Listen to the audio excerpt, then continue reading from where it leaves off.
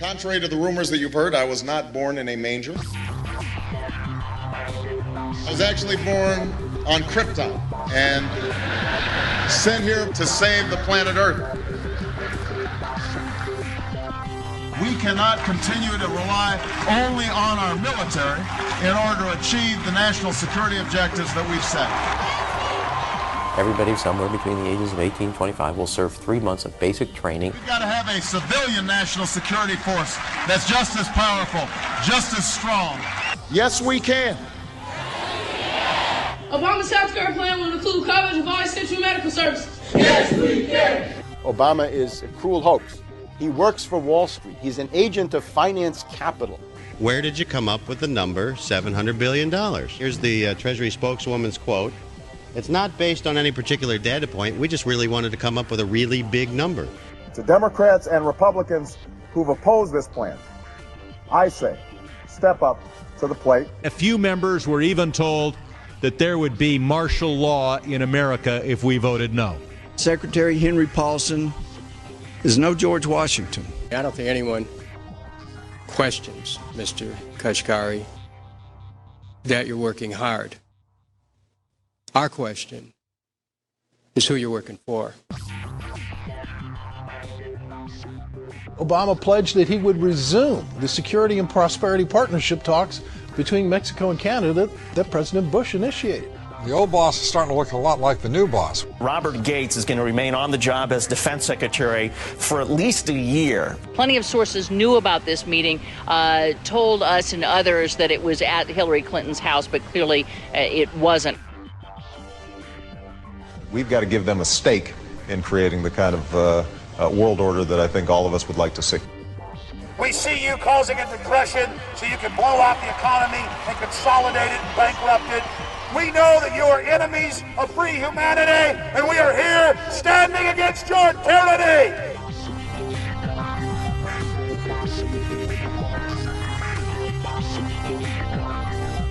The Obama deception. The truth strikes back.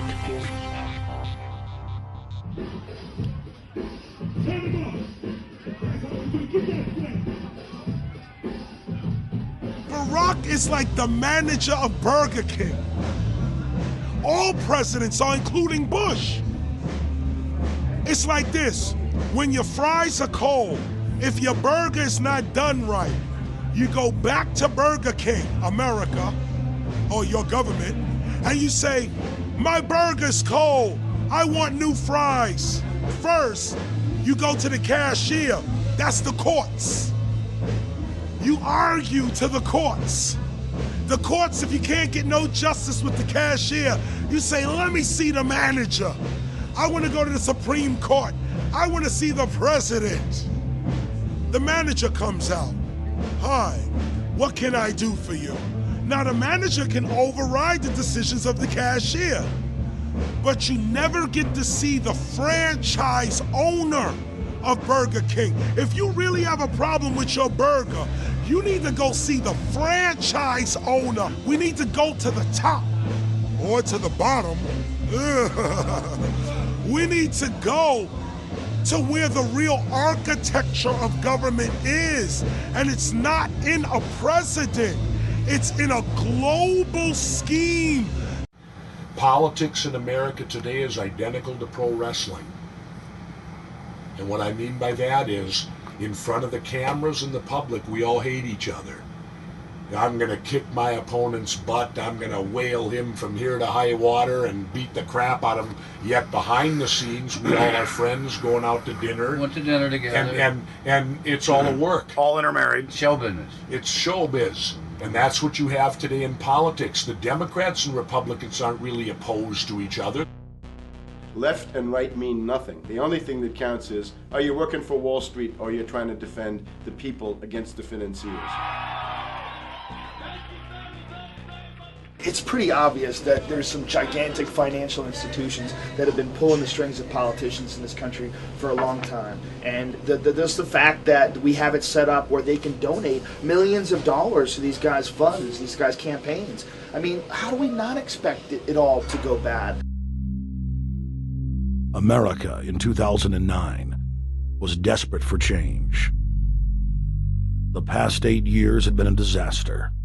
Those weapons of mass destruction got to be somewhere. Maybe under here.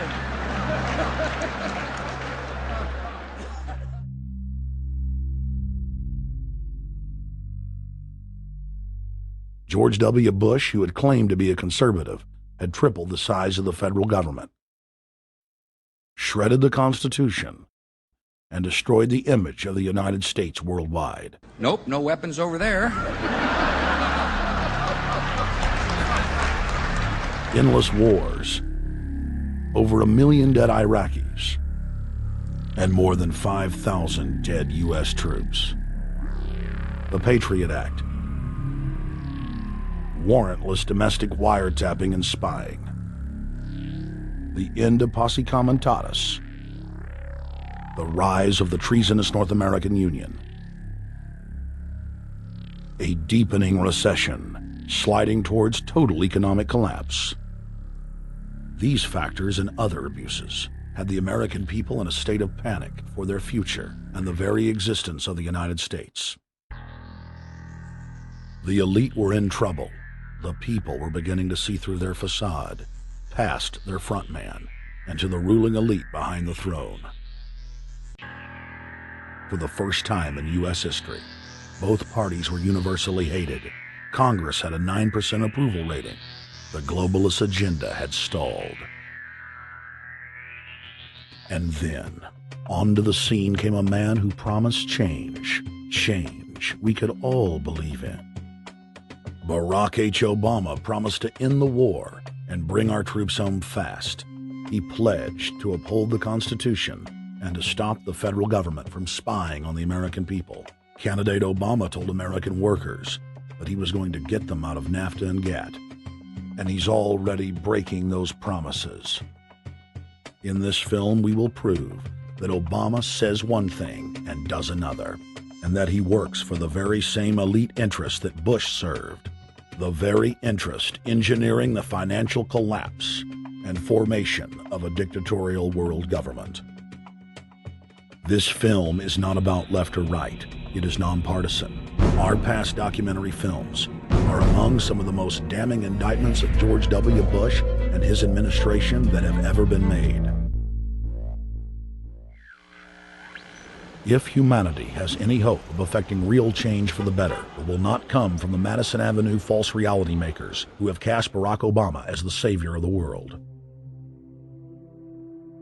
To alter our course from tyranny to liberty, to defeat the corrupt elite, we must get past the puppets and confront the real power structure of the planet.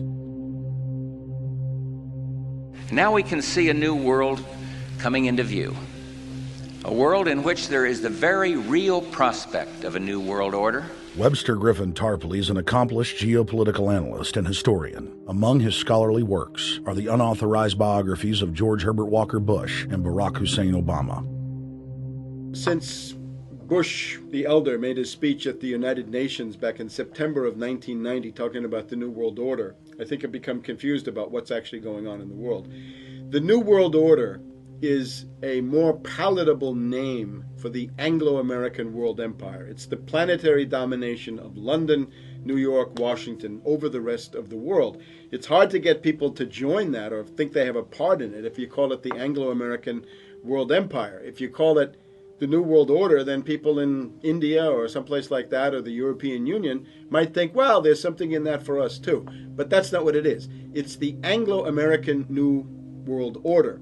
It's really the old world order. It's the British Empire morphing into the American Empire. The U.S.-British world empire is what you're going to get. Combines of powerful men have always battled with each other over the levers of power.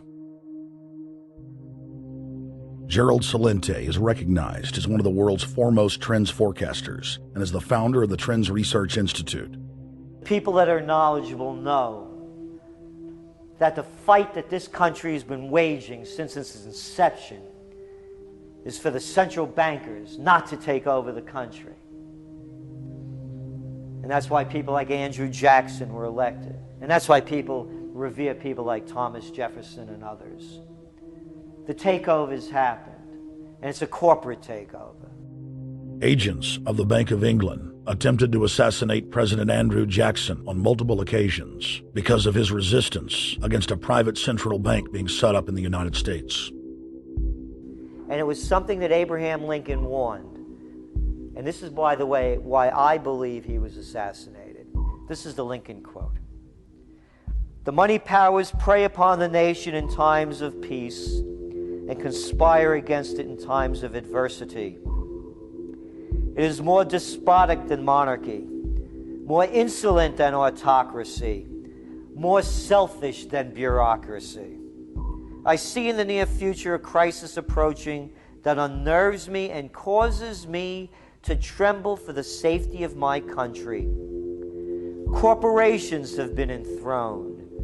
An era of corruption will follow, and the money power of the country will endeavor to prolong its reign by working upon the prejudices of the people until the wealth is aggregated in a few hands and the republic is destroyed." Wall Street has killed Main Street.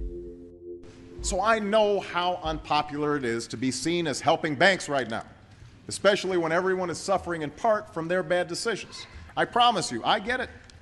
Up until about the Kennedy assassination and the beginning of the war in Vietnam, the United States is a very powerful engine for world progress. It's the assassinations, the Kennedy assassination, and the others in the 1960s, the beginning of the Vietnam War, and the beginning of the absolute domination of the Wall Street Group over every other interest. Nobody else counts except the Wall Street money masters.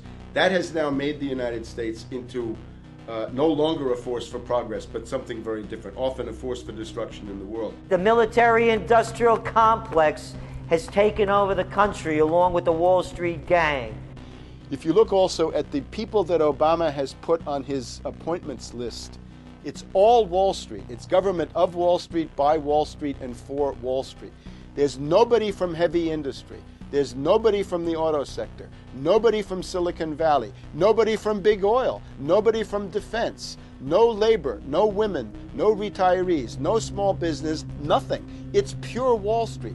The only people who have a voice in Obama's councils are Wall Street finance oligarchs. That's all there is. Nobody else counts for anything under Obama. It's the most extreme Wall Street administration we've ever had.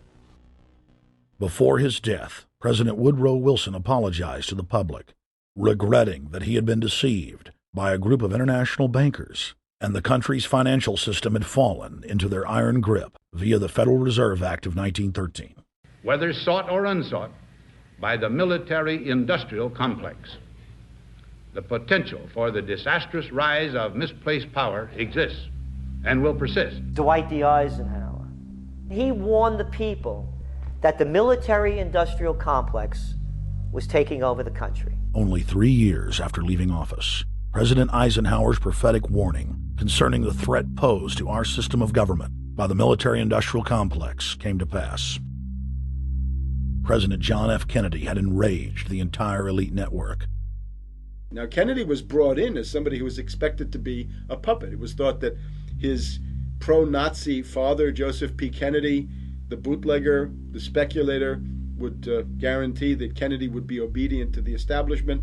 They thought that Kennedy was a sex maniac who could be manipulated through all of this, but it turned out that through his personal suffering, Kennedy had discovered a personal sense of himself which went beyond just being a puppet, and he began to think about things like economic recovery, world peace, having a space program, making deals with the Soviets, cutting the Federal Reserve down to size, and a whole series of other things. Executive Order number 11110, signed by President Kennedy, began the process of abolishing the private Federal Reserve. Kennedy was also pushing for real civil rights reform and had begun the process of pulling the troops out of Vietnam. The last time you had an actual president was Kennedy. The oligarchs took swift and decisive action. When John Kennedy attempted to take the government back from the robber barons, he was brutally murdered. The message to future U.S. presidents and leaders across the world was clear: do as you're told or die. John Fitzgerald Kennedy was the last true president of the United States. And until the globalists are removed from power, we will never have another real one. The other thing about the American presidency you've got to remember is that this is a puppet post. It's automatically going to be a puppet post. The idea that Obama is somebody who's going to come in and exercise real authority when he's obviously been chosen and given everything that he's got by these financiers. Presidents are now little more than corporate pitchmen who take all the political heat, while the controllers remain in the shadows, safe from public scrutiny. Hip-hop icon KRS-One is not just known for selling millions of albums. He has led a tireless crusade against youth violence and has been a strong voice for human rights. If they controlled it before, what makes you think they're not controlling it now? The country was on a verge of revolution. They threw a black man up. Now we like this. They give him the money, they give him the bundling, they give him vote fraud, they give him the media whores, they give him goons. They even have elected officials making threats to put people in jail if they criticize Obama in public. All of this is the mark of a puppet. And that means that he is a puppet, actually more of a puppet than anybody else, more of a puppet than Mrs. Clinton would have been, even more of a puppet than McCain. He's the maximum puppet that we've had certainly since Jimmy Carter.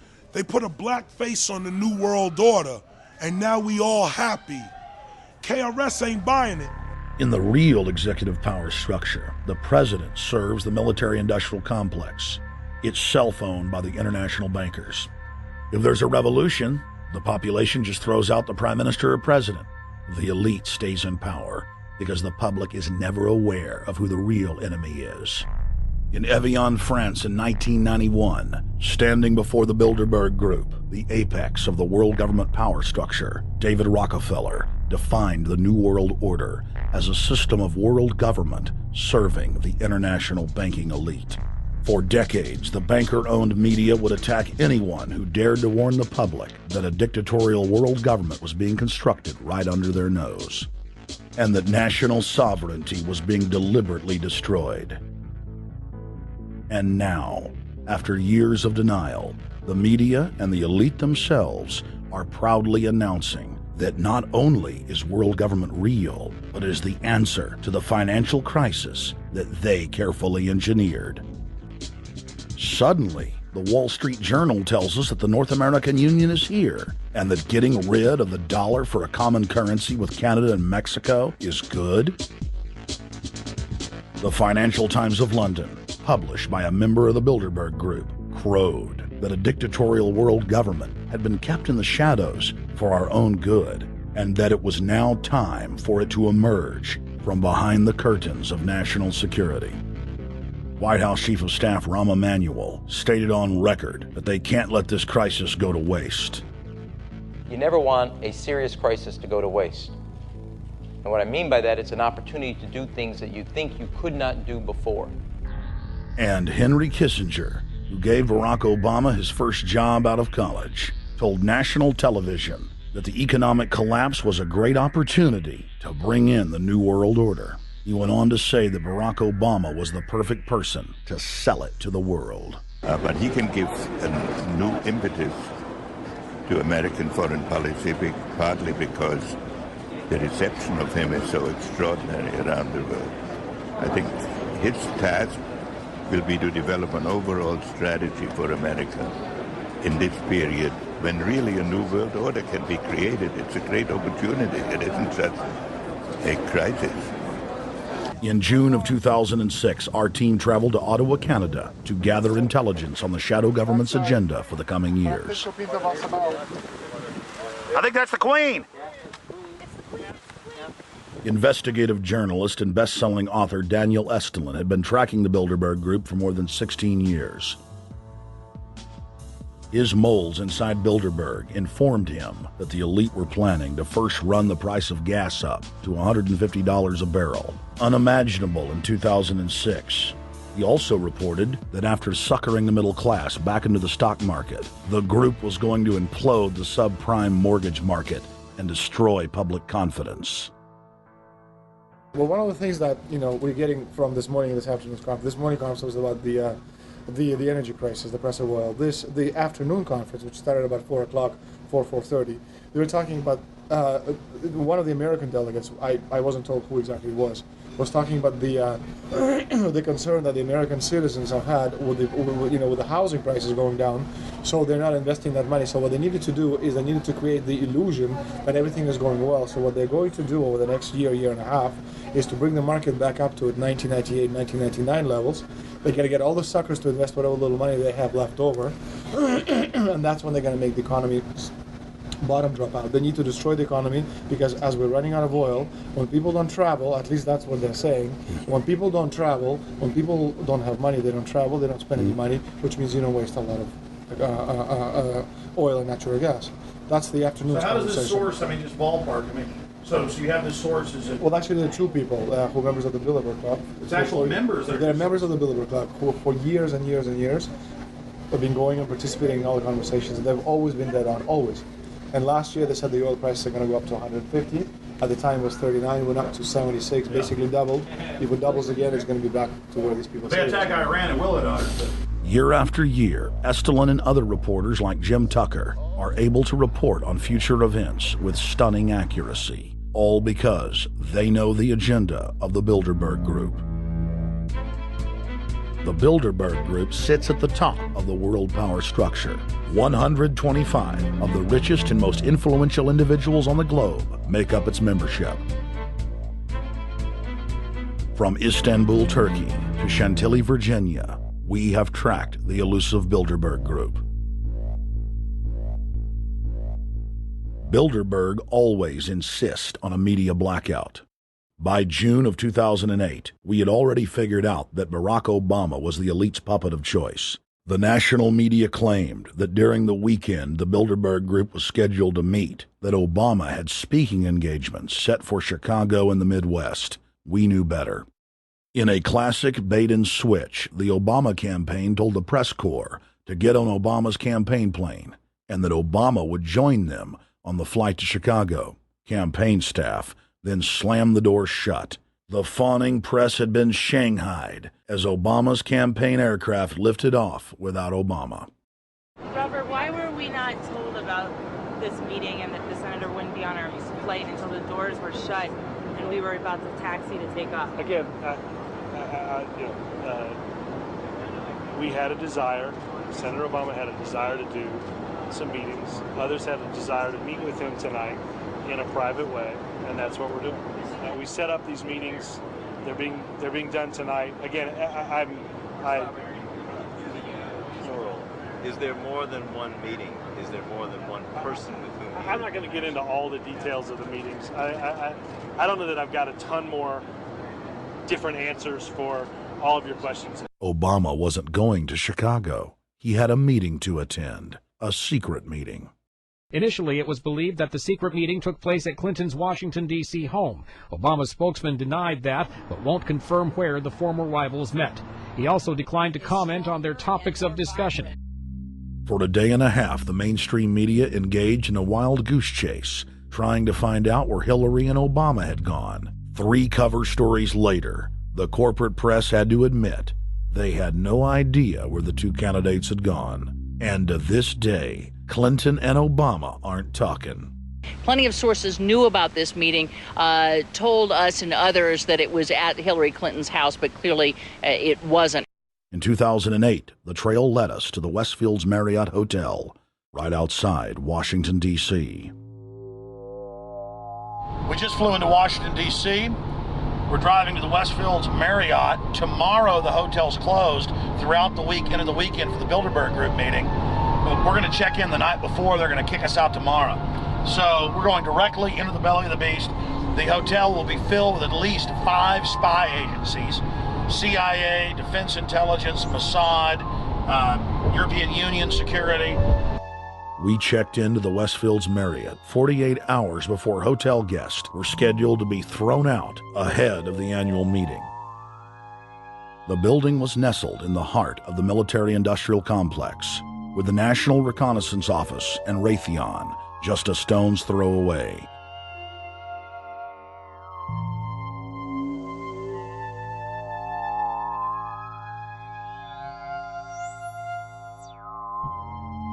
The plan tonight is to try to not get arrested, dodge the security, get in there, get some footage of the elite arriving in the morning, because some arrive before they officially lock it down, and then getting out of the building.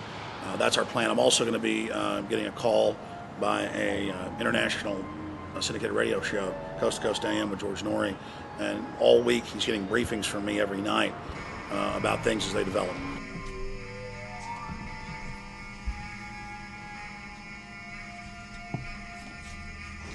George, we're sitting here in the room. As the phone rings with your producer, Tom Danheiser, to put me on, the fire alarm goes off.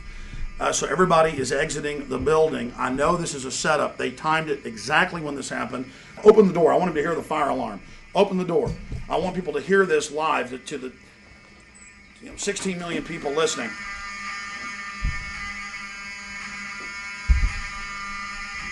George, do you hear that? Now, they're going to use this as an excuse. The Westfields Marriott, right outside D.C. in Chantilly, they want to use this to flush us out of here. They're very upset. Everybody that covers Bilderberg, I was detained 2 years ago, interrogated, screamed at. They said Bilderberg was upset about me, wanted to stop us. This is guaranteed. Everywhere we go, we're followed. We have another hotel across town as a base of operations. They were there questioning us, getting in our faces. We're being followed everywhere. I need everybody's support right now. I pray to God they don't try to set me up. They may have tried to concoct this as some way to say, look, they didn't leave during a fire drill, assessing me knowing I would stay and do the interview. But again, the moment the phone rang with Tom Danheiser, the moment the phone rang, the guys answered it, I'm standing there, the alarm goes off. It's going off right now. The guests are exiting the hotel out there. Of course, there's no fire. This is just absolutely insane. I noticed, too, that there was over 100 security people here today, but tonight we got back and it was a total ghost town, and this is what's insane. We have a security guy walk up to us 30 minutes ago, about 25 minutes ago, before this happened, and said, "What are you guys doing?" We said, "We're just walking around checking out the artwork in the hotel," which we actually were admiring it, but we were also going around getting some footage.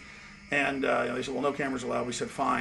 And then he said, "Yeah, we had somebody do a fire alarm a few weeks ago, and me and Rob, my camera guy, were going, why is he telling us about a fire alarm?" I forgot that part, George. These bastards have done this. I don't know how. They're planning to try to set us up or something, but this is incredible. We are here in the middle of this right now, George.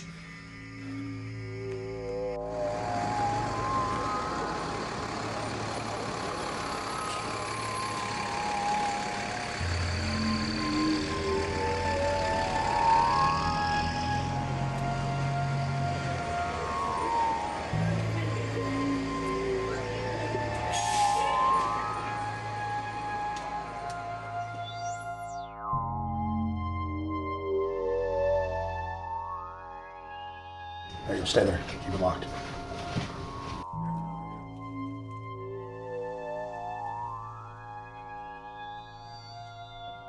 Let's go. Let's get out of here now, Richard. Don't screw around anymore.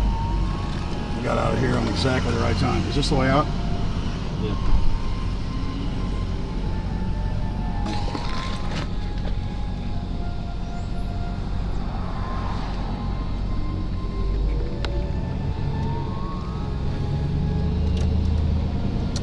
Car right behind us.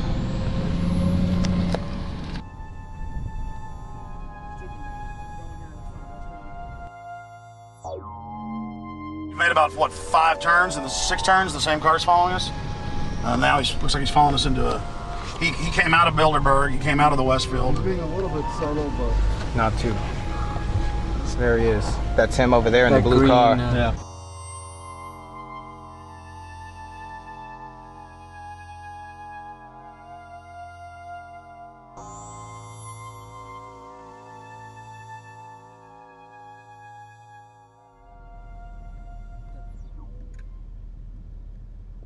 We're headed back to the Marriott here in Chantilly, Virginia, the scene of Bilderberg 2008.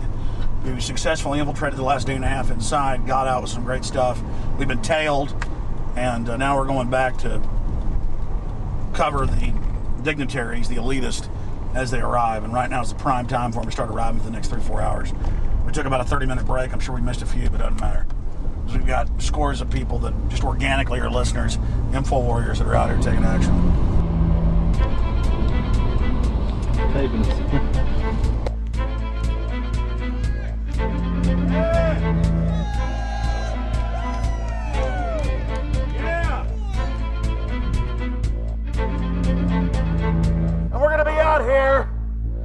next 3 days, while you try to chart the future of our destiny, we're taking our destiny back. You're not our gods or our masters.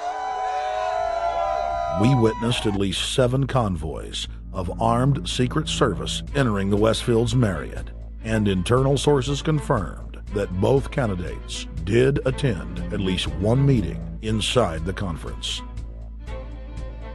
While the Bilderberg Group was 100% successful in 2008 at keeping their name out of the mainstream media, they did not fare as well when it came to the exploding independent press. During the entire 2-day event, anti-New World Order protesters and alternative media encircled the hotel. You are being exposed everywhere! From David Rockefeller, from John Edwards, from Bill Clinton. Your game of secrecy is over! You're gonna pay! Get him! It's up close! You piece of shit! You piece of trash! This is Bernanke, man! Bernanke, you're going down!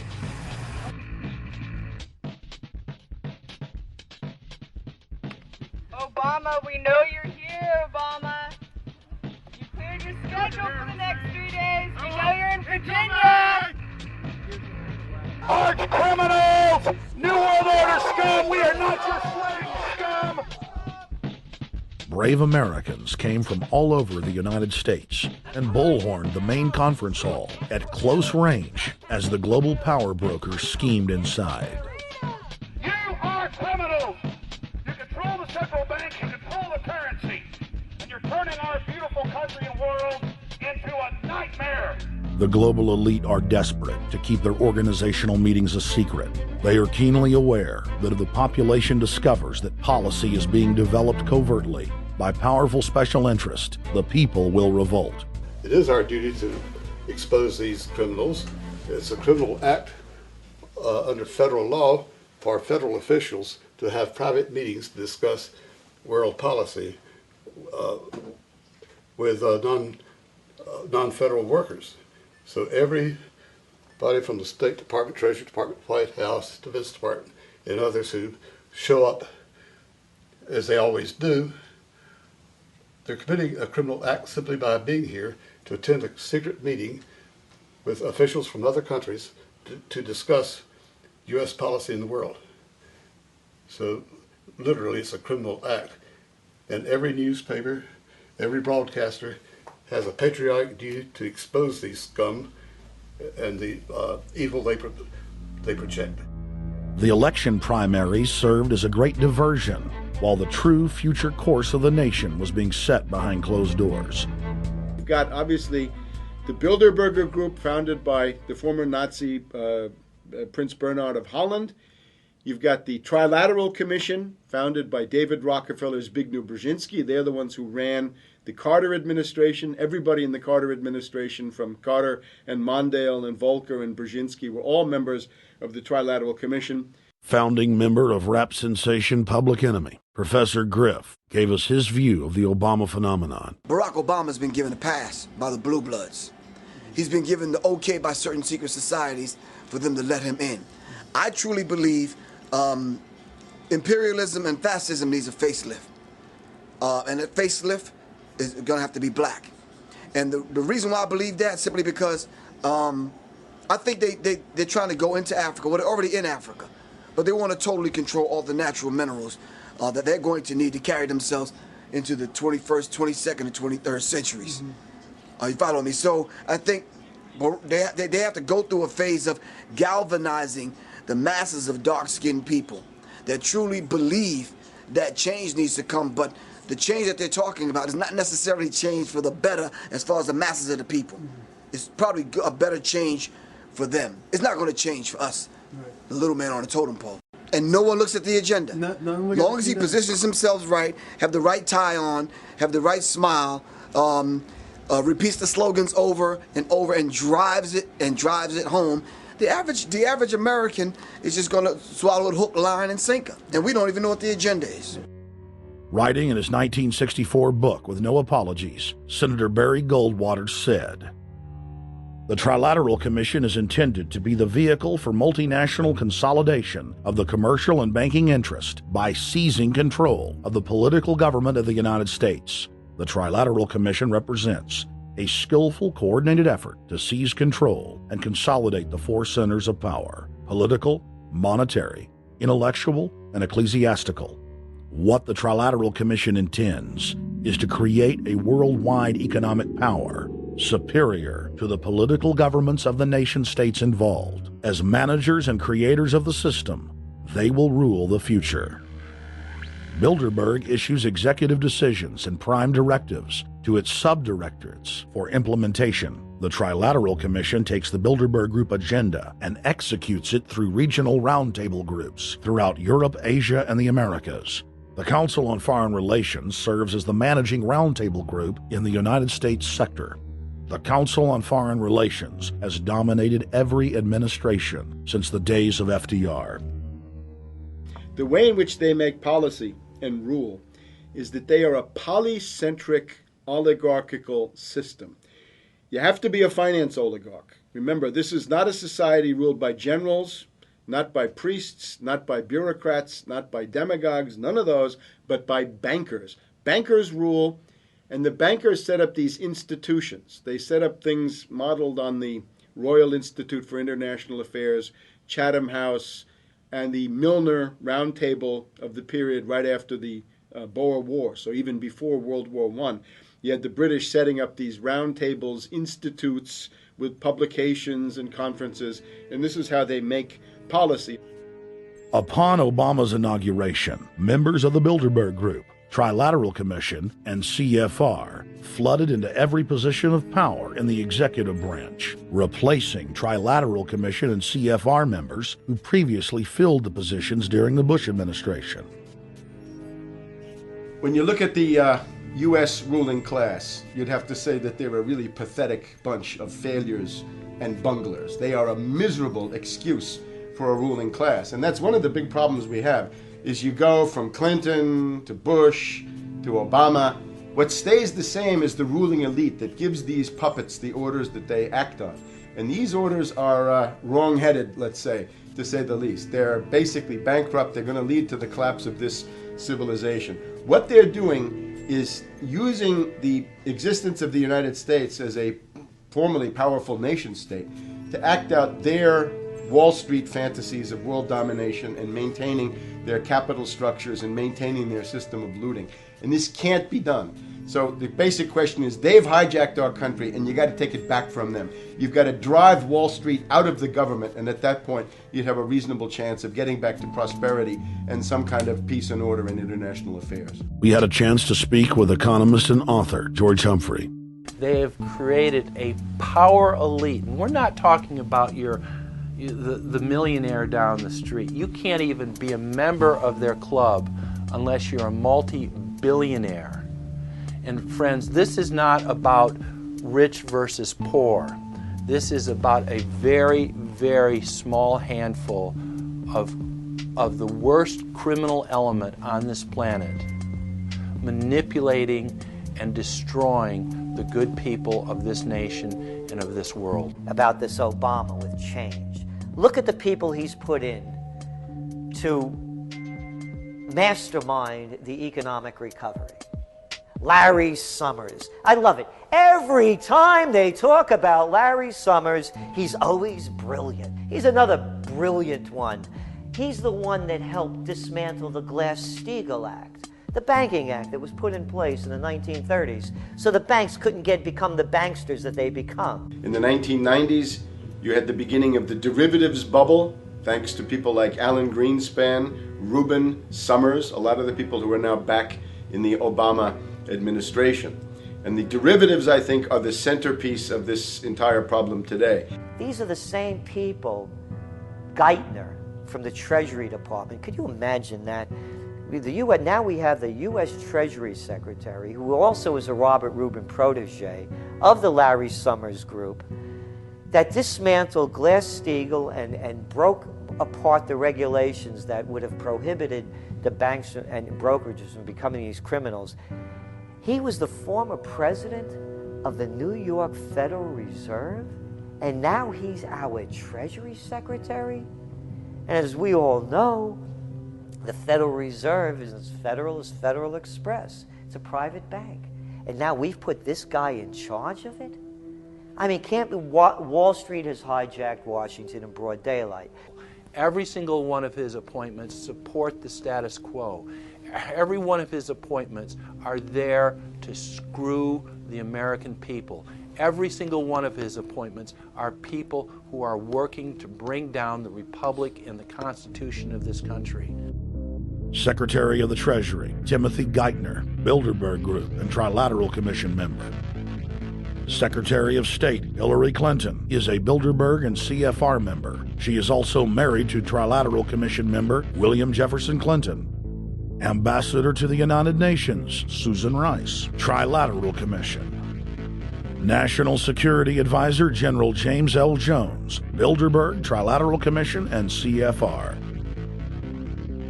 Deputy National Security Advisor Thomas Donnellan, Trilateral Commission, CFR.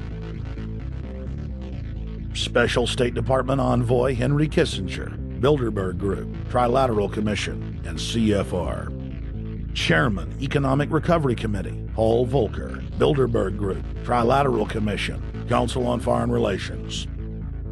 The Director of National Intelligence, Admiral Dennis C. Blair, Bilderberg Group, Trilateral Commission, CFR. Secretary of Defense Robert Gates, Bilderberg Group, Trilateral Commission, CFR. Deputy Secretary of State, James Steinberg, Bilderberg Group, Trilateral Commission, CFR.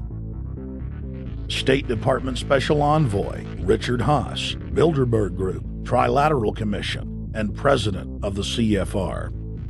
Obama Presidential Advisor Alan Greenspan, Bilderberg Group, Trilateral Commission, CFR. State Department Special Envoy Richard C. Holbrooke, Bilderberg, Trilateral, CFR. And the list goes on and on. Even if Barack Obama were the most wonderful person in the world, he was groomed and brought to power by the global elite to carry out their agenda. Humanity must look past Obama and realize that presidents come and go, but the shadow government and their program of global enslavement continues. How could people be so stupid and gullible to believe a bunch of political people? So people who voted for Obama were trying to express, I think, first of all, something worthwhile. The hatred for Bush, Cheney, the neocons, the desire to punish the Republicans for their adventures, their police state, and their economic depression. The second question was on the economy. People felt that Bush was selling them down the river into a world depression. He is, of course, the new Herbert Hoover in that regard, so they were trying to get something different from that. The tragedy, of course, is, and this is really why Obama was groomed and prepared over a period of almost 30 years now, that Obama is there to frustrate and to deceive all of those hopes. Obama is a cruel hoax. He's a bogus sham. He's an absolute denial of everything that you'd expect from an American president. It is very disturbing to see well-meaning people falling for high-tech propaganda over and over again. It happened after 9/11. The American people en masse were swept into a mob psychology, irrationally throwing their common sense to the wind and doing whatever the administration told them to. The general public eventually caught on to the fact that George W. Bush was a deceitful thug and that the economy was in freefall. In the midst of it all, Barack Obama was there, speaking out against the abuse of the people at the hands of the establishment. With the election of Barack Obama, the world rejoiced that the United States was no longer in the hands of madmen. But unfortunately for humanity, this was another vicious fraud. I want to like the guy. He speaks gently, he's intelligent, he seems to be a man of peace. He is just as charismatic as they come. But you know what? Is that a tree is really, really measured by the quality of its fruit. And when you kind of put away all the flowery words, when you put away all the rhetoric, when you put away all the rock and roll music, what he does is what's important for the people of this country, starting with the truth. Obama is notoriously a liar. He promised that he would get out of Iraq, I think within 16 months at some point. We had Samantha Power telling the Scotsman that he wouldn't be bound by those promises, and sure enough, he's now not going to be bound by those promises. Obama pledged in hundreds of speeches and interviews that within 6 months of being elected, he was going to bring our troops home from Iraq. But after he was inaugurated, the story changed. Now he said that they would look at bringing some of the troops home in 16 months. 2 weeks later, his story had changed again. Now the administration would look at bringing the troops home in 23 months. Well, Obama's already fudging. He's fudged since day one in this election, where he first said we're getting out. Well, now it's a timetable, and now it's da-da-da, because they're getting to him. They're understanding that, and he ain't going to be able to get him out because people more powerful than him got us in. When he first ran, remember, he was going to take the troops out.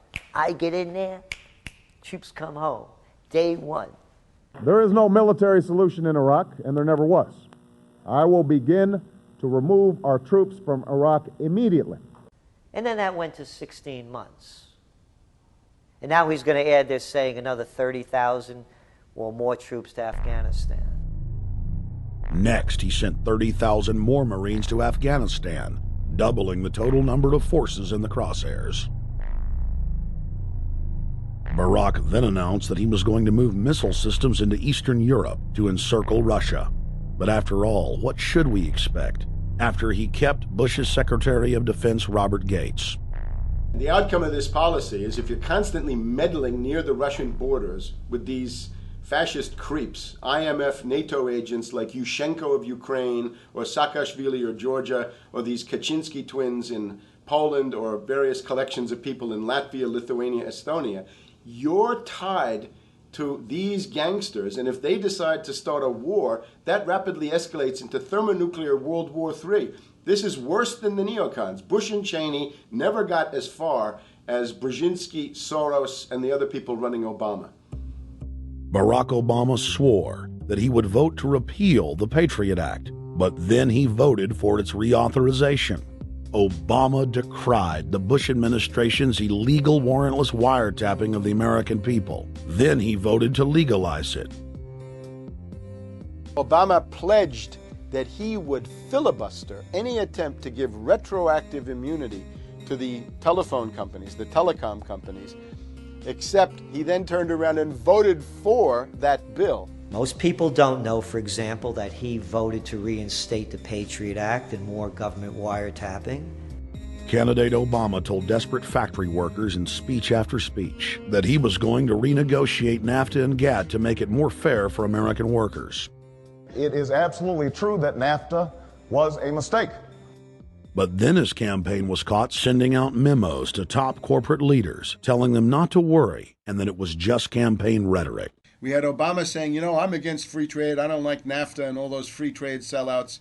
We had Austin Goolsbee going to the Canadian diplomats and saying, don't mind him. He's just popping off. That's just election era rhetoric. Doesn't mean anything. Presidential candidate Barack Obama was publicly criticizing the North American Free Trade Agreement in a bid for votes, but privately telling Canadian officials not to worry about it. He said that he was going to bring us peace in the Middle East. He said that he was going to bring us transparency and a balanced economy. He said that he was going to not have lobbyists. He said he was going to clean up government. He said he was going to work for the environment. And point by point by point, within the first month of his inauguration, he has lied and deceived and cheated the American people.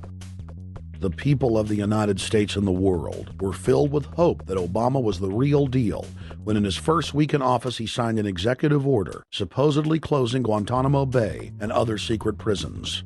Then the press actually had a chance to read the executive order and were shocked to find that the executive order only said that Obama was thinking about closing Guantanamo in a year. But worst of all, the executive order continued the practice of rendition which the LA Times called secret abductions. They don't know. They think that he's signed off immediately on closing Guantanamo, but he's allowing prisoners now to be taken to foreign countries and not knowing where they're sending them and to be tortured in foreign countries. They don't know that they kept that provision in there. Obama is now continuing the practice of secret arrest, secret prisons, and most importantly, indefinite detention without trial. When a British High Court said that it was preparing to release secret British and U.S. torture orders that prove that the Bush administration was ordering personnel to systematically abuse detainees, Barack Obama threatened to cut off all U.S. intelligence ties to England. To add insult to injury, he stated that the program was important to national security, not only endorsing Bush's crimes, but continuing them. Obama voted for a reinstatement of the Patriot Act. And by his early deeds already, again, as we saw with the issues of retention, he's willing to send people that have been charged with nothing to be tortured to so-called get the truth out of them. If the makers of this film attempted to cover all of Obama's lies, this documentary would never be released because there are new ones every day. So in the interest of time, we're going to cover one more big one. Barack and his handlers made the cornerstone of his campaign, keeping lobbyists and donors out of his administration. Within hours of being elected, Obama did a 180 and filled the White House and federal government with lobbyists and donors at all levels. Obama picked William Lynn, the top lobbyist for Raytheon, to fill the number 2 position at the Department of Defense. Timothy Geithner, former president of the private Federal Reserve Bank of New York, was picked by Obama to be Secretary of the Treasury. Geithner promptly crammed the Treasury Department full of lobbyists, like his chief of staff, Mark Patterson, formerly the top lobbyist at Goldman Sachs. Obama appointed top lobbyist to the Saudi royal family, George Mitchell, as the lead Middle Eastern envoy. Obama appointed the king of Wall Street lobbyists, Leon Panetta, to head up the CIA.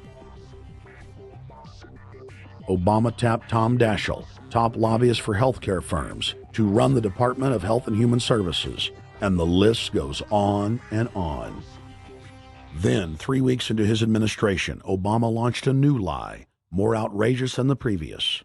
With Academy Award-level conviction, he said that he was upset about the banker bailout, which his own chief of staff, Rahm Emanuel, another former Wall Street executive, had engineered. Obama said that he had signed an executive order capping the CEO's salaries of those who had taken the bailout money. There was just 2 problems. All the major banks and brokerage firms were exempt, and the new order only dealt with any future bailouts. And those were to be on the honor system. What gets people upset, and rightfully so, are executives being rewarded for failure. AIG, Bank of America, and Citigroup, which have received billions in bailout money, don't fall under this plan. Only banks negotiating future agreements with the government will be restricted. But this appears to be built on an honor system, and White House Press Secretary Robert Gibbs had a hard time explaining how enforcement would work. Well, let me get, I will get clarification from Treasury on that. Generally speaking, this is already the biggest liar and the biggest disappointment that we've seen in recent history. And again, qualitatively beyond the rather low standards set by Bush the Elder and Clinton in terms of delivering on promises. Bottom line, Obama is a fantastic actor and an even better liar. His track record is clear. He has done the opposite of everything he told the people he would do. They'll make up one lie after another. And if you believe these people, knock yourself out. I don't believe a word they say. Within 1 month of the passage of the first banker bailout bill, the press reported that over $5 trillion had just disappeared out of the U.S. Treasury. By December, the amount of money that had been stolen had reached $8.5 trillion. The leadership of both political parties circled the wagons and would not discuss where the money had gone. In the Fed! Informed Americans protested the private Federal Reserve System at all 38 of their regional governorship offices. Arrest Bernanke and Paulson! Arrest all the criminals that stole the banker bailout money! It was refreshing to see people standing up against the real power structure, not being distracted by the elite's frontmen like George W. Bush and Barack Obama. We traveled to Dallas, Texas to cover We the People taking on the real enemy. Hey, I want to talk to the workers up there on the parapet. The ones smoking cigarettes that just jumped back. You're with the American people, we know that. But understand, ask the workers inside. You're not in a federal government building. You're in a private Federal Reserve that uses that name as a fraud. That'd be like if my first name was Federal Reserve Jones. I'm still not the federal government. I'm not a federal agency. But if I said my name was Federal Reserve, I could go out and pay off politicians and get them to allow me to get into power so I could issue the currency and credit, and then I could buy up the world. That's what these criminals have done. A lot of people think that the Federal Reserve is already part of the government. They're not. It's controlled by cliques of unelected, unaccountable bankers meeting in secret. Most of these people have never even been through the formality of a Senate hearing or a Senate confirmation. They claim that they're part of the U.S. government. They masquerade as if they were part of the U.S. government. But in reality, this is a purely private operation. Jackals, hyenas, raptors, all of them loyal, not to the American people, but to the Wall Street banks, which is where most of them come from. Everyone is pointing to Barack right now, President Obama, as saying, you got to get the economy together. You got to get the economy together. When in fact, the president has very little to do with the economy. It's the Federal Reserve chairman that at least sets the policy. That's a privately owned company, the Federal Reserve Bank. They set the agenda. These guys are masquerading as a federal institution. They are a private banking consortium, and this is their front, their holding company. The Federal Reserve is not federal. It's a front for a private banking cartel. That's on record in congressional testimony, and they're the ones orchestrating the economic collapse we're seeing right now, so that's why we're here. While at the In the Fed rally outside the Federal Reserve Bank in Dallas, Texas, we spoke with Ron Paul's brother, Wayne Paul. 1913, the Federal Reserve Act was passed, floor of the House, where 3 members of Congress were on the floor. At that time, they only needed a majority of votes to pass it. So in 1913, the Federal Reserve Act was passed. 20 years later, 1933, under Roosevelt, the United States was declared bankrupt. And in 1933, the Federal Reserve Private Bank says, okay, USA, what are you going to pledge as collateral on the debt you owe me? What happened by 1936? Does anybody know? We instituted Social Security system, and you and I and our children and our children's children were pledged as collateral on the debt of our government to the Federal Reserve. And that's where we're at today. It took 20 years to make this country bankrupt, and since then, our government has operated under emergency powers of our government. It is not the president that makes the decision in this country. It's the Secretary of Treasury who turns around and is put in there by the Federal Reserve to manage the bankruptcy. We've been in bankruptcy ever since. So to print $700 billion and to give it away, how do they get away with it? The manager of the bankruptcy is told by the Federal Reserve this is the way to go. That's where we're at today. Yes, we should point out, Congressman Ron Paul now has a huge amount of sponsors for a bill in the House of Representatives to abolish the private Federal Reserve crime syndicate.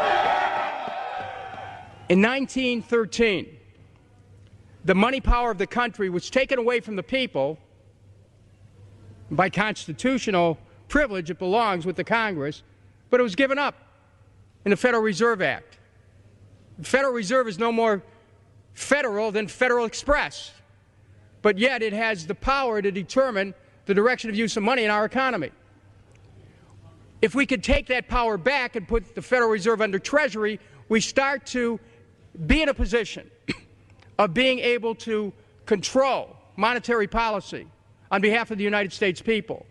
The Federal Reserve is totally private, and Alan Greenspan 2 weeks ago on PBS on Lair NewsHour said on record that they are above the law, the Congress, the President, everyone.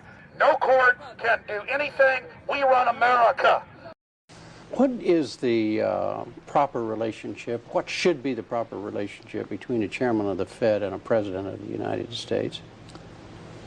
Well, first of all, the Federal Reserve is an independent agency, and that means basically that there is no other agency of government which can overrule actions that we take. So long as that is in place and there is no evidence that the administration or the Congress or anybody else is requesting that we do things other than what we think is the appropriate thing, then what the relationships are don't frankly matter. Notice what Greenspan is saying. Greenspan is saying the Federal Reserve is beyond the law. And in reality, they are in practice beyond the law. Nobody, as far as I know, has ever audited the Federal Reserve. One of the first things we ought to do when we nationalize the Fed is go in there and find out the audit. Who stole money? Who engaged in corruption? There's a whole series of people going back to Volcker, to Greenspan, to Bernanke, and so forth. Think of the arrogance of private group of banks that have bankrupted the nation by design so they can repo the country. A private group of banks that loaned us our own money back are telling us they're above the law. You are not above the law, criminals. No one is above the law. No one is above the law, and the private Federal Reserve sure as hell isn't either. Since the founding of the Federal Reserve back under Woodrow Wilson, the Federal Reserve has struck out 3 times. They didn't stop the crash of 1929. They didn't stop the banking panic of 1932, 1933. And now they are the cause of the derivatives crisis because they're the ones who inflicted derivatives on the world with Alan Greenspan. Instead of our economy being about goods and services and real products and manufacturing, it's all about these guys, the private Federal Reserve that masquerades as a government entity who controls the issuance of currency and credit. They're the ones that have cut off the liquidity in the market. They told us have a debt-based economy. Then they cut it off once they get us under their thumb and implode the economy so they can consolidate it. And that's what they're doing right now. I mean, it's in their own documents, it's in their own statements.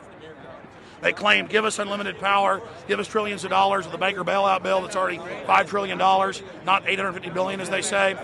And we'll get the economy going, but they're hoarding the money and buying up other banks that aren't part of the Federal Reserve, buying up insurance companies, buying up roads, infrastructures, media empires, defense contractors. What the banks do is they implode an economy by cutting off credit, and then once things really fall to a low, and they know the low because then they buy everything up and start then putting more money back into the economy, and then they build it back up. So they build us up and then shear us, build us up and shear us. And they're getting ready. All over the world, they're always shearing some country, imploding it. Comes out in their own IMF and World Bank documents. That's just the foreign arm of the same cartel. And these are the people who claim to be the saviors of the economy, the people who have created every important crisis in the past 100 years, the Federal Reserve. So it's illegal, it's unconstitutional, and it's a failure. And I think the failure is what everybody can see right now. Yeah, what they do is they make you think Clinton's evil in running things. Then, oh, Bush will save us. And then, oh, Bush was evil. Now we'll be saved by Barack Obama, but he's just a puppet. But as we get deeper into this phase, when they implode the economy, they have all the money and all the control. But they also like to pose as the savior. So Obama is meant to be the savior during the Depression, and he'll save us with a 1 million person, he said, is bigger than our military, domestic spy force, a 3 million person environmental spy force. So giving people these jobs to be government bureaucrats and spies to go out and manage the other 290-something million Americans. And so this is classical fascism. The communists also do it. Any vertically integrated command and control authoritarian system does this. So they're openly following what the same group of banks did in Germany, Russia. It's in the Communist Manifesto to have a private central bank, because the private central bankers actually wrote the ideas that they had Marx and Engels put out. People go, well, why would the banks want communism? It doesn't exist. They rape us, they consolidate us, they put us into work brigades, they make us slaves, and they say it's a people's paradise. Look at it, boy, you're really doing good. And then they transfer all the wealth of the nation offshore. The globalists are outside all the nations. That gives them safety, and they play countries off against each other. And so that's what we're facing and dealing with. And so they're bringing in classical, hardcore tyranny in the U.S., but we have the internet. We've grown our numbers. The alternative media has exploded. That's why they're trying to move in to shut down and regulate and tax the web, but it's too late for them. They're playing in the 19th century, 20th century rules. It's 21st century, the century of resistance to tyranny. And so it's going to be one hell of a fight with the people and free humanity on one side and the New World Order on the other. And every one of you out there counts, needs to be involved in this fight like nothing you've been involved with before, because this is life and death. Everything depends on exposing these people. Everything depends on showing the people that this is the New World Order, this is the criminals. We're dealing with the king rats here, the people that are carrying out tyranny worldwide. And either they fall or we fall. Either worldwide darkness and a new age of tyranny and oppression and with a scientific overlay, or a new age of liberty and freedom and a new renaissance. The choice is the people's out there. Okay, we can tell you what's going on. You can check it out for yourself and find out it's true. But don't wait. Investigate now. Get involved now. Go out there and reach out now. We don't have time.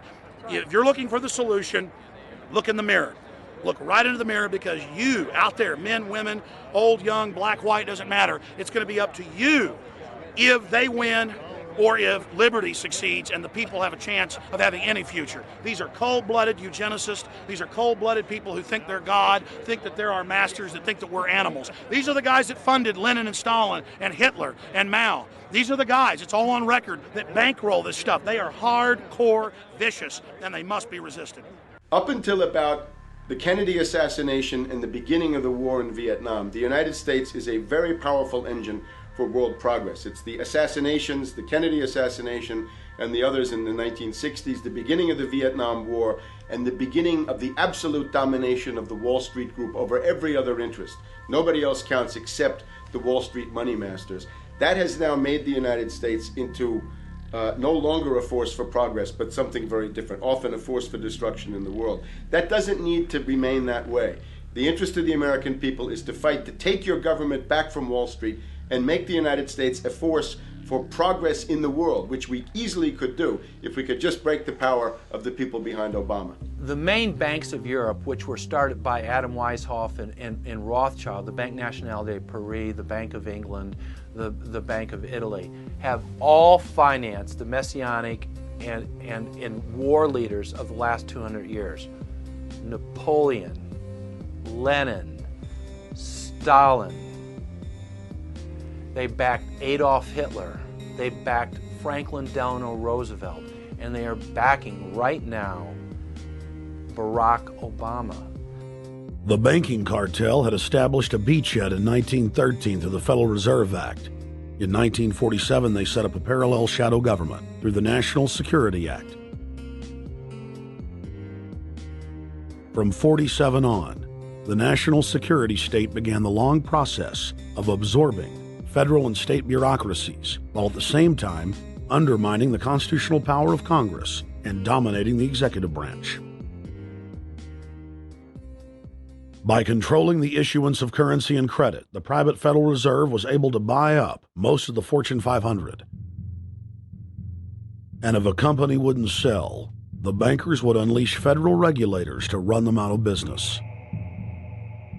Private central banks in Europe, the United States, and England took taxpayer money and loaned it at over 30% interest to third world nations.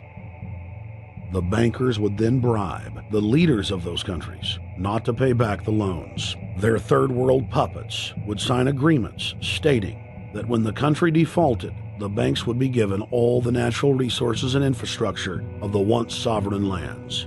But worst of all, the countries would pledge future taxes paid by the people in perpetuity as profit to the private banks. By the year 2000, there were few nations that had not fallen to the designs of the money power. The globalists were now ready to start their final phase of world government takeover, the destruction of the Western nations' economies. To carry out their final takeover, they first removed banking regulations like the Glass-Steagall Act in the late 1990s. This allowed their front companies to issue unlimited credit to the world and to set up colossal Ponzi schemes, the likes of which the world had never seen. The scams were advertised by the controlled corporate media as completely legitimate. Because of the fantastic returns, private investors, corporations, state and local governments invested heavily. They had taken the bait, hook, line, and sinker. To destroy confidence, in late 2007, the bankers themselves began to badmouth the scams they had created. Next, the central bankers cut off the tsunami of fiat money that they had been using to pump up the bubble. When Congress and the public refused to write the finance oligarchs a blank check, the bankers began to engage in financial terrorism. They said that the world would go into another Great Depression unless their demands were met, further destroying confidence. The stock market instantly had its biggest one-day loss in history, but even that wasn't enough to force Congress to capitulate to the offshore banks. Senator Inhofe of Oklahoma and Congressman Brad Sherman of California, amongst others, told the world that the entire Congress had been threatened with martial law by the White House and the Treasury Department if they didn't pass the so-called banker bailout bill. The only way they can pass this bill is by creating and sustaining a panic atmosphere. That atmosphere is not justified. Many of us were told in private conversations that if we voted against this bill on Monday, that the sky would fall, the market would drop 2,000 or 3,000 points the first day, another couple thousand the second day, and a few members were even told that there would be martial law in America if we voted no. That's what I call fear-mongering. Unjustified.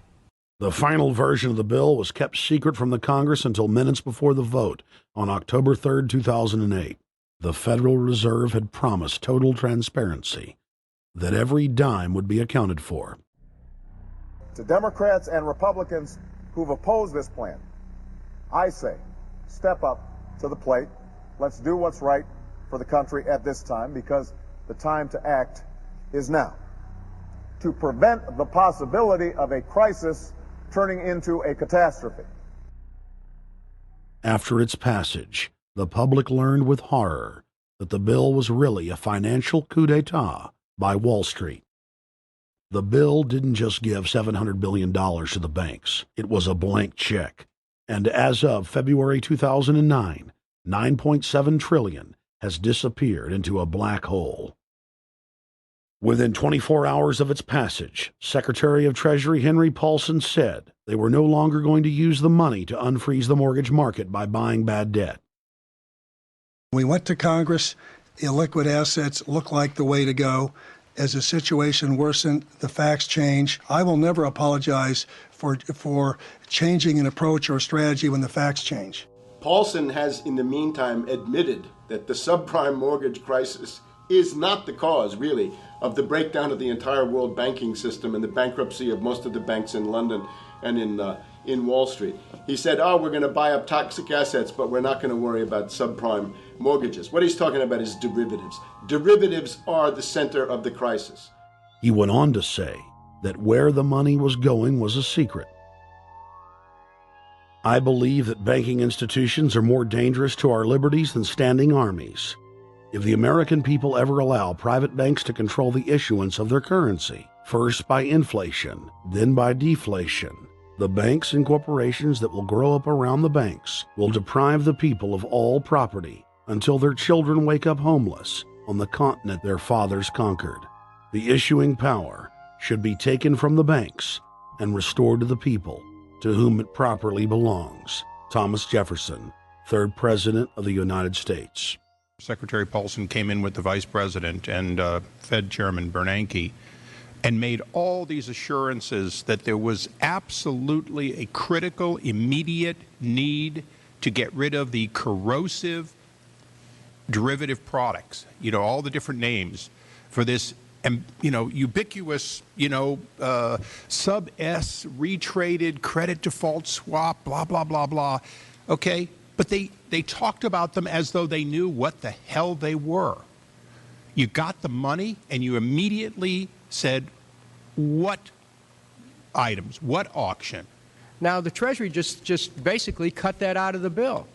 And what we have here is a situation where banks are hoarding the money that they're getting from the TARP. They're using the money to purchase other banks. And all of a sudden, the Treasury sent a signal to the banks, forget about it. We're going to give you the money that you want, and you do what you want with it. Unless you direct it specifically, it's not going to happen. I don't think anyone questions, Mr. Kashkari, that you're working hard. Our question is who you're working for. Throughout its passage, President Bush and Senator Obama worked in tandem to get Congress to pass the bill without even having time to read it, despite the fact that in major polls, 98% of the American people were against the bill. The leadership in both parties were for it. And I really want to commend Barack Obama, because as we were involved in the this and that and different provisions of the bill to persuade people, he really gave them confidence that this was the right decision for the American people, even though it wasn't, in our view, a great bill for them to vote on. I want to take a particular moment to also thank an individual who's not here, and that is Barack Obama, who made numerous calls not only to all of us, but to members of our caucus, and helped us gather the votes on the Democratic side to pass this legislation. Bankheads then bragged to the press that they were hoarding the bailout money and using it to buy up smaller, healthy banks and insurance companies. Their plan was working like a charm. Next, the central bankers loaned the federal government back $787 billion of our own money at interest for President Obama's so-called stimulus package. And just like the banker bailout, Congress was given less than an hour to read the 1,070-page-plus stimulus bill. Barack Obama, who had pledged on the campaign trail to wait 5 days before a bill could be voted on so that the Congress and the people could have a chance to read it, said that the stimulus was too important and it had to be passed before anybody could see it or read it, or the crisis would turn into a catastrophe. Doing little or nothing at all will result in even greater deficits, even greater job loss, even greater loss of income, and even greater loss of confidence. Those are deficits that could turn a crisis into a catastrophe, and I refuse to let that happen. After its Friday passage, in gangster fashion, President Barack Obama took a 4-day vacation and said that there was no rush to sign it. The spending bill was really a takeover bill, designed to further federalize the states and to pay off rich donors that had donated to both parties. As the world slid deeper into depression, the bankers celebrated the fire sale that they had created. I believe the phrase burdens of the office is overstated. Yeah, it's kind of like, why me? Oh, the burdens, Why did the financial collapse have to happen on my watch? It's just pathetic, isn't it? Self-pity. And I don't believe President-elect Obama will be full of self-pity. With their access to unlimited fiat capital, they could now buy up sectors of the world economy not already controlled by them.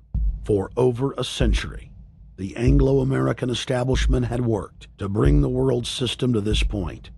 Artificially engineered global bankruptcy. In an address before the Trilateral Commission in June of 1991, David Rockefeller laid out the elite's ultimate goal. The supranational sovereignty of an intellectual elite and world bankers is surely preferable to the national autodetermination practiced in the last centuries. Now that the bankers were holding the world hostage, they issued their ultimatum. The only solution to restart the global economy would be to set up a planetary government ruled by a new Bank of the World, a Bank of the World owned and controlled by them. Suddenly, hundreds of prominent publications announced the solution, the people's only salvation. Time magazine, in an article titled "The New World Order," said that the new super bank would control the world's currencies and set interest rates, and that the new bank would, quote, knock the heads of bad countries like the United States. At a meeting of central bank heads and finance ministers dubbed Bretton Woods II, the plan for world government was unveiled by the very bankers that had engineered the collapse. Formerly sovereign countries would now pay their taxes directly to the banking cartel. Hundreds of new carbon taxes, controlling every facet of human activity, would only be the beginning. Now all the elite had to do was to sell the public on accepting the final phase of their takeover. And it's Obama's job to sucker the public into standing down so the bankers' agenda can move forward unhindered. Never before in U.S. history has the media gotten behind a president like they are behind Obama.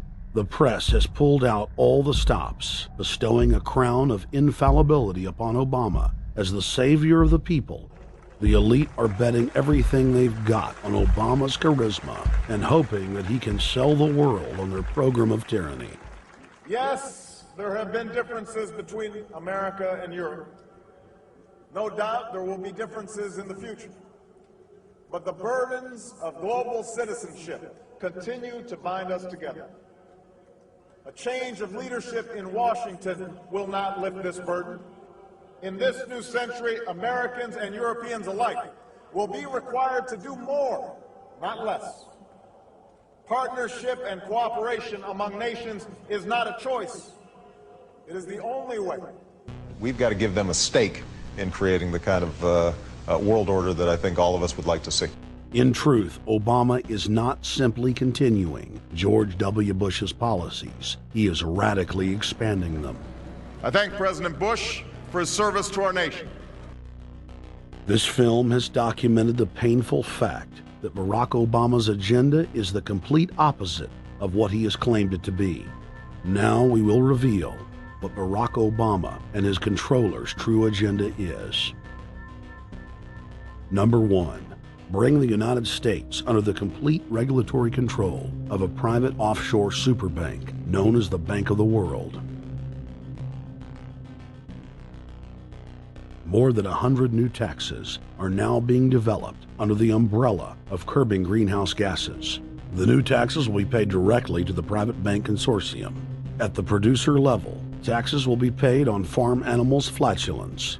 At the consumer level, there will be carbon taxes on all forms of meat, beef, poultry, pork, and fish. All cars will be fitted with satellite tracking boxes that will tax driving by the mile. And an added tax will be placed on all fossil fuels, including motor oil and natural gas. All plastic products will have a carbon tax added. Outdoor space heaters and fireplaces are to be taxed. All electricity produced by coal-powered plants will be taxed. Under the cap-and-trade system, citizens will be forced to pay taxes on thousands of products to private cap-and-trade services owned by Al Gore and other elitists. There will be taxes on light bulbs, water, trash pickup, air travel, train travel, bus, ship, medicine, steel production, mining, clothing, laundry, asphalt are just a few of the new taxes to be levied. But to truly transform our economy, to protect our security and save our planet from the ravages of climate change, we need to ultimately make clean, renewable energy the profitable kind of energy. So I ask this Congress to send me legislation that places a market-based cap on carbon pollution and drives the production of more renewable energy in America. That's what we need. The notion of anthropogenic global warming is a fraud. In other words, the idea that the planet is getting warmer and that human activity is somehow responsible is a pseudo-scientific fraud. It's a big lie. It's a monstrosity.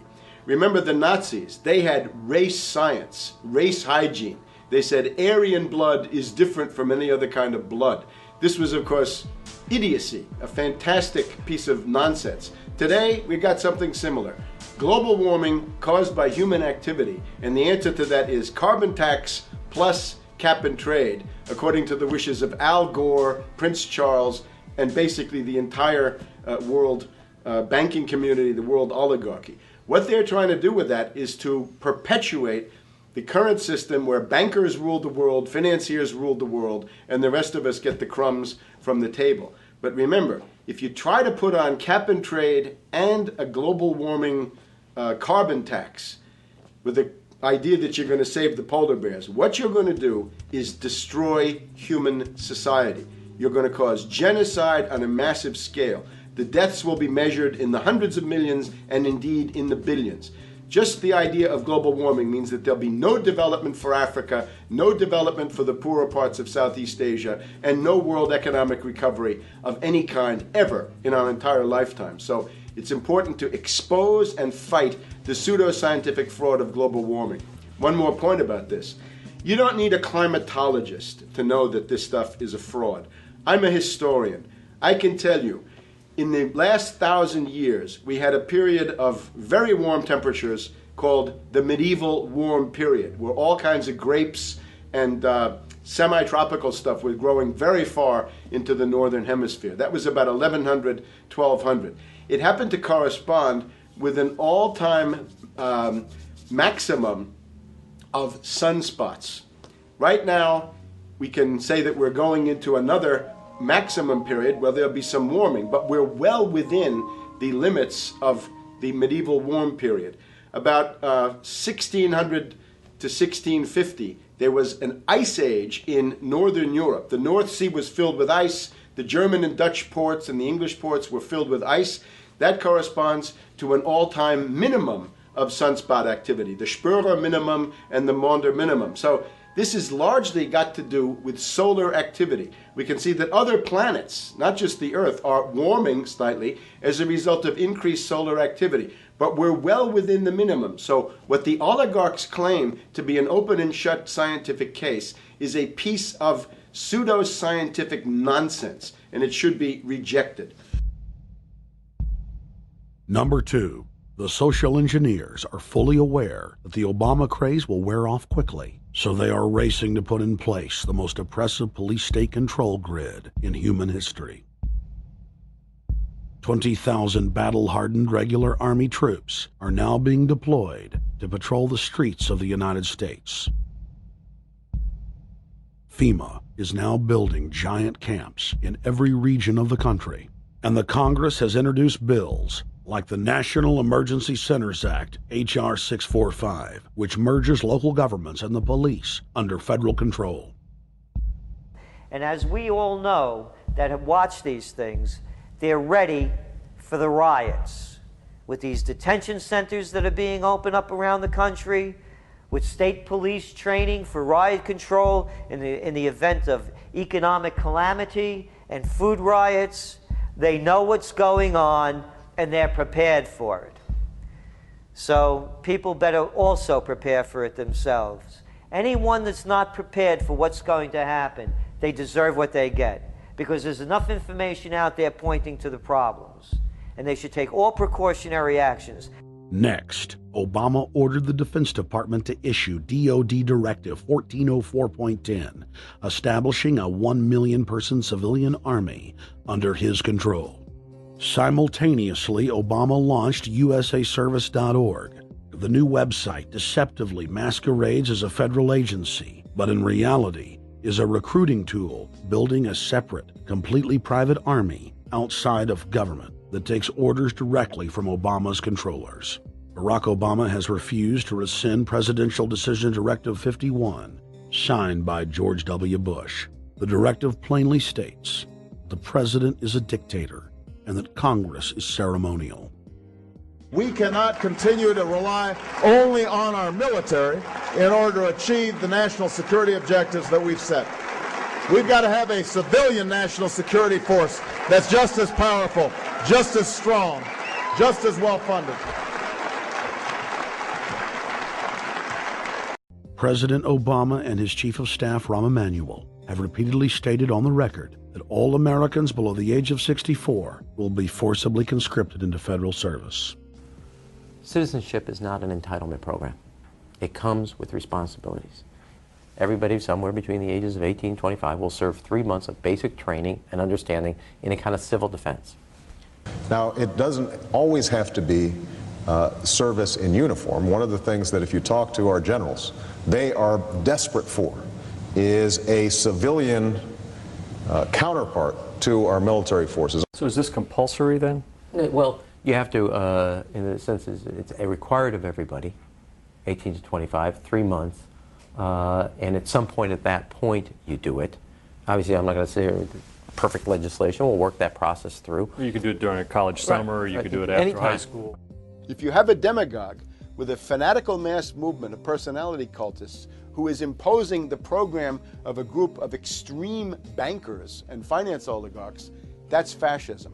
Obama's transition site, change.gov, proclaimed that middle school and high school students will be forced to serve the federal government.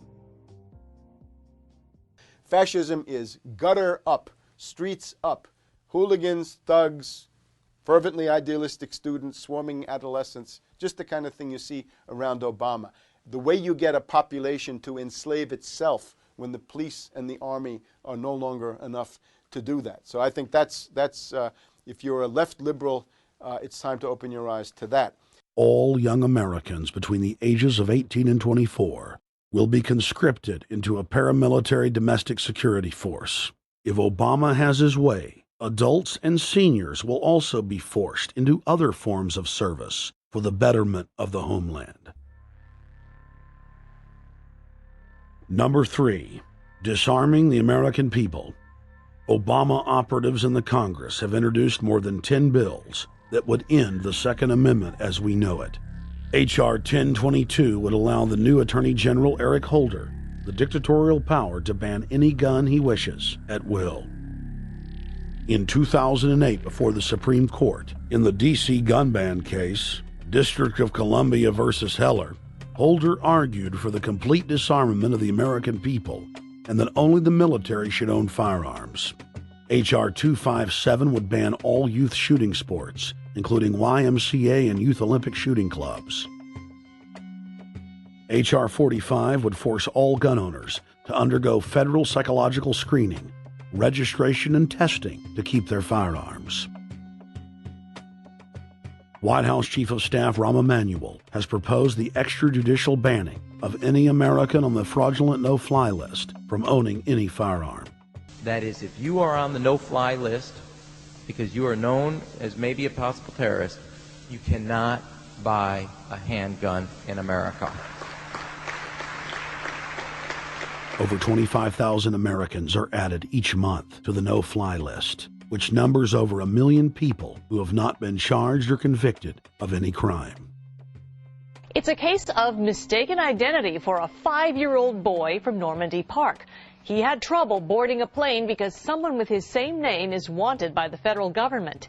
King 5's Mimi Jung is live at SeaTac Airport to explain. Mimi. Lori, it's hard to believe that a 5-year-old could be considered a threat, but that's exactly what happened here at SeaTac last week when Matthew Gardner showed up for a flight to LAX. As 5-year-olds go, Matthew Gardner is about as harmless as you can get.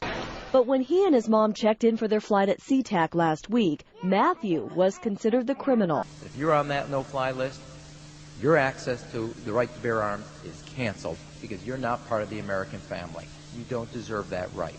There is no right for you if you're on that terrorist list. And even though this Matthew Gardner is only in kindergarten, TSA workers still conducted a full-blown search. They searched all of our belongings. They took everything apart piece by piece. Nadia Counter says it wasn't easy being treated as a possible threat to national security. I picked up my child to give him a hug and tell him, it's okay, we're doing fine. And they reported to me that I was not allowed to touch him. He was a security risk, and they had to re-search me to make sure that I had not obtained any materials from him. Number 4, massive restrictions on the First Amendment guarantee of free speech. The President, Congress, and the FCC have announced plans to not only curtail speech on talk radio and newspapers, but to also regulate speech on the Internet. to the Orwellian-named Fairness Doctrine. The Obama machine is also pressuring Congress to pass draconian hate speech laws that will eviscerate the First Amendment. Number 5, they plan to further federalize health care so that the government can dictate what kind of care citizens receive. Modeled after the British system, this includes rationing care and restricting what procedures the handicapped and elderly are eligible for. Number 6, Obama is already pushing to expand the Department of Defense budget and to station more U.S. troops overseas to encircle Russia, China, Iran, as well as setting up bases in Africa under the pretext of humanitarian aid, and dominate and occupy Africa through AFRICOM. So we're taking your phone call, seeing what you think of Barack H. Obama. Is he a Judas goat? Is he a front man? Is he a betrayer? Let's go to Anthony in Georgia. Anthony, what's your take on Barack Obama? They put the face of Barack Obama as part of their public relations because it's like in the old folk tales about vampires. A vampire cannot force his way into somebody's house. It's against some kind of metaphysical law. So the vampire has to persuade the resident of the household to open the door and invite him in. So they're going to look at the peephole at Barack Obama, which looks like them and appears to be on their side. They're going to say, okay, here's my ally. Let me open the door and let me let this person in. And then Barack Obama is just, of course, a front man for the American empire, where he's going to have the entire U.S. Navy, the entire U.S. Army, and the entire U.S. Marines under AFRICOM command. And, of course, he's going to turn it into a new Iraq, and he's going to turn it into a new Afghanistan. Every operation that you see going on in Iraq and Afghanistan is going to propagate to the poor countries of Africa. And well, sir, I agree with you. Sir, I agree with you. They're looking to the people. They see a handsome, smiling African face. You know, he's all, hey, I'm from Kenya. And then it's a total bait and switch. But it's the same thing here in the United States where they would get sellout Native American chiefs to sell out their people. This is the oldest trick in the book. And he can also pacify the most downtrodden minority groups in the United States. And he's saying, hey, get ready for sacrifice. Get ready to lose your standard of living. They're like, yay, I love Obama. They could never get away with this with a John McCain. Obama basically does a couple of things. One is, again, this idea, kick the Chinese out of Africa. Kick them out of Sudan where they get oil. Kick them out of Zimbabwe where they get raw materials. Start a civil war in Congo, another big source of raw materials. Al-Qaeda, an arm of the U.S. intelligence community, is now active in Algeria, Tunisia, Morocco. You've got a destabilization going on in Kenya around Odinga. That's Obama's cousin. This is a guy who has two children. They're Obama's niece and, nephew in a broad sense.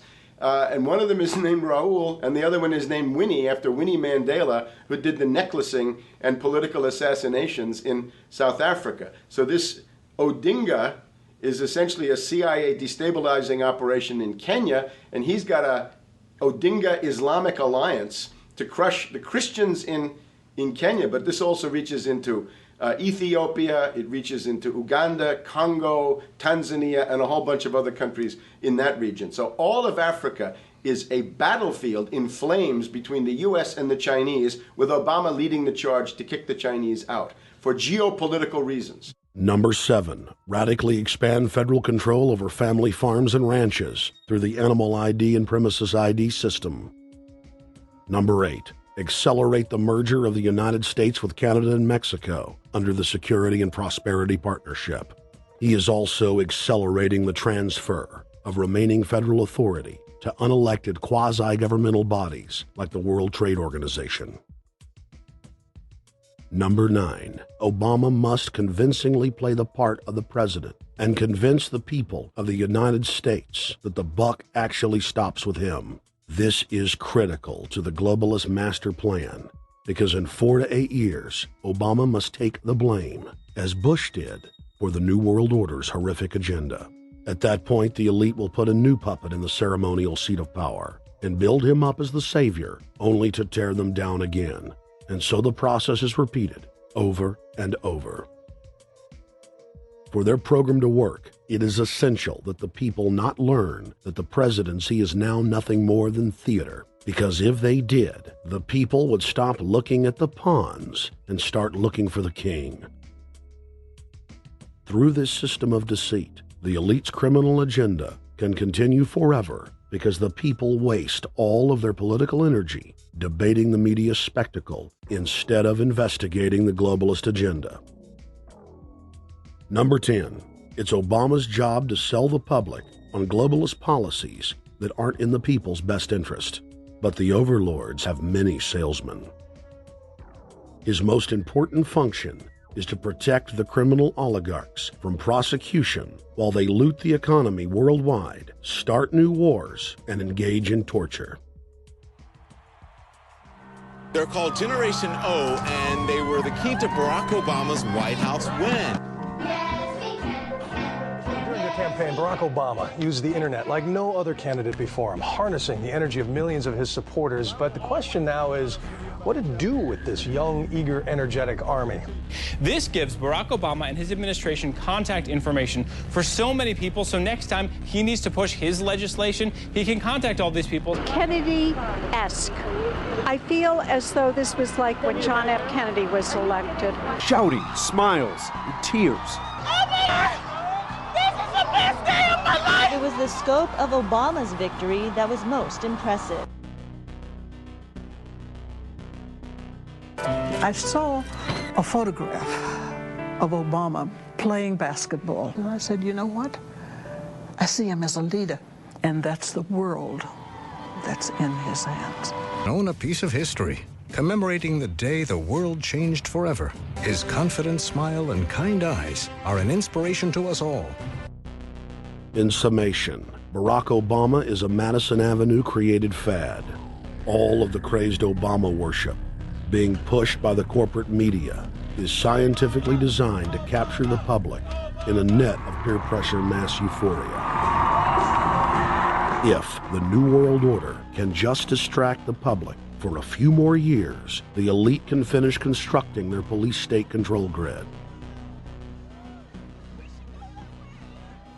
Now, a lot of times, we don't want to know the issue. Right. We don't want to know the issue. We feel, what do you call this thing where you get this false sense of gratification, but because a black man is in office, everything's going to be all right. No, everything's not going to be all right. Yeah. Until you look into the agenda on what the Democratic Party has been about, is about, and will be about, regardless if Barack Obama is the president or not. And that's real. Barack Obama is the perfect Trojan horse. He makes the people feel like they finally have a place at the table, even as he betrays them. I won't have to worry about paying my mortgage. Oh, it's such a blessing to see you, Mr. President. Thank you for taking time out of your day. Never in my life would think that this would ever happen. Sadly, many Obama supporters can't see what's right in front of their faces because they've already invested their very identity in this artificially created cult movement. Throughout history, it has happened over and over again. People turn their intellect over to cult of personality mass movements, and it's happening again.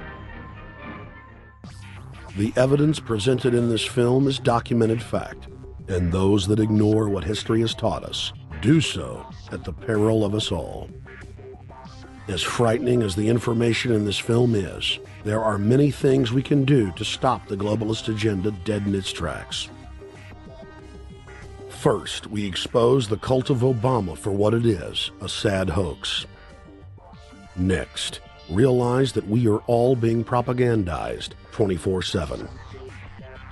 Investigate all information for yourself, be it political parties, the media, or this film. Be aware of the tricks that the elite use, like the staging of false flag terror attacks and other crises. Rediscover the Constitution and Bill of Rights. Promote a culture of true liberty. There is a reason the internationalists are attempting to destroy the sovereignty of all 50 states. They know it is one of the biggest threats to their domination. The federal government has been completely hijacked by foreign interest, and more than 25 states have recognized this fact and are moving to block the New World Order at the state level by declaring their 10th Amendment powers. But most important of all, there is a huge awakening taking place in the United States and across the world against the globalist agenda. Free people everywhere are joining together and saying no to corruption and tyranny and no to world government. This is the center of endurance, and endurance is what wins wars. Not how many people you kill, but how long can you endure? George Washington lost almost every battle he had, but he endured. He out-endured the British, and that's how the battle was won, endurance. And each and every one of you watching this, every single one of you, is just as important as the people who were our founding fathers, as that you are just as important as the Sons of Liberty who met in the 1770s to philosophize about freedom, to philosophize about a republic, to philosophize about a truly free country with a republic. There's 1 billion people on the planet. It only takes one to change it. Are you the one? There may be everybody in your classroom bugging out. Your whole school may be on fire with kids wild and bringing guns. But are you the one? Nature has a way of abundance. Nature puts out a lot of stuff looking for the one. So if you're going to go along with the trend of let's just kill each other, let's disrespect each other, then you're part of nature's plan as well, to be part of just the excess. But if you think more of yourself than just being the excess, you'll do more for yourself. Are you the one? Everybody's not gonna make it, but you have an opportunity to save yourself. Well, we don't have to look back thousands or even hundreds of years to see how dangerous this present day situation is. We can look back to Bolshevik Russia. We can see the takeover by the Bolsheviks talking about the people's revolution, talking about the positive change. And Lenin came in and then Stalin. The fact is that over 40 million Russians between 1925 and 1940, good Russians, people who were Christians, people who had their own businesses, people who were educated, they were exterminated because they had their own business, because they were educated, because they believed in God's law. We can look over at Germany. Germany was in a very, very terrible economic situation, and this very charismatic leader called Adolf Hitler comes in. He makes the roads good, and he promises a better life for the people. And within 10 years, you see a completely nationalized, centralized, dictatorial situation where millions and millions of people were exterminated. And then we can go to Maoist China. Mao came in, he promised change, he promised a better life, and within 5 years, 60 million Chinese were exterminated. They don't teach that. They don't teach that in the schools these days, and it wasn't that long ago. And I pray to God that this will not happen in the United States. And the way it won't happen is if you and your friends and all of us together take action to say no. This country is too precious. It's too wonderful. It's too good of a place to lay down as a victim. Greatness could arise once we break the shackles of the government that's holding us back. One thing America has more than any other country is an entrepreneurial spirit. One thing we have more than any other country is the ability to be innovators. You know, if I was born in Italy, I wouldn't be the trend forecaster I am today because I would have been locked into a culture of thinking one way. We have that freedom of expression and freedom of thought that could free us to create greatness again if Big Brother doesn't come down on us harder. Humankind is at a historic crossroads. The forces of globalism are marching towards absolute despotism. Look in the mirror, count the cost, and decide Are you going to let history repeat itself?